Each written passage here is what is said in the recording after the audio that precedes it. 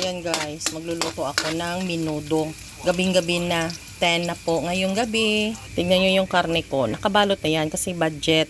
Pero kay menudo na giniling ang halo ko. So 2 balot na ganito. Ito yung pangalawang balot. Ayan na yung una.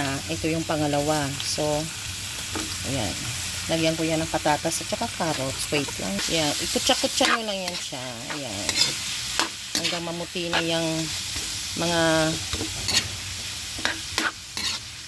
yung kalaman-lamanan niya, di ba? Yan, nakutsa ko na siya. Tapos, lagyan ko naman ng hotdog. Di ba? Tapos, igisa ko. Lagyan ko naman siya ng paminta after saute. Yan, busin ko na pa konti na lang. Hindi na rin yung liquid seasoning ko. Ayan, busin ko na rin.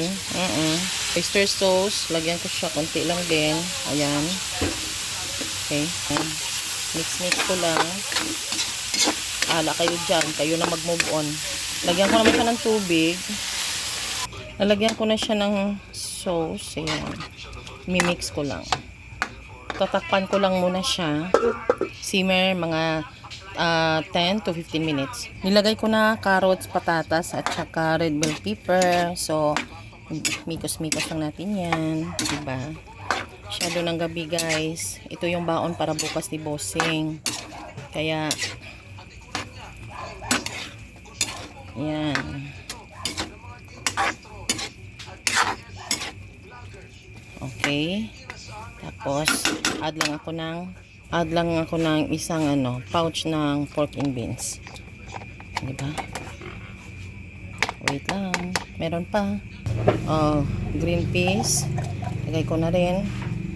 Ayan. At imikos-mikos. Hindi ko pa ito nalagyan ng ng asin. Ayan. Para mag-blend yung niya.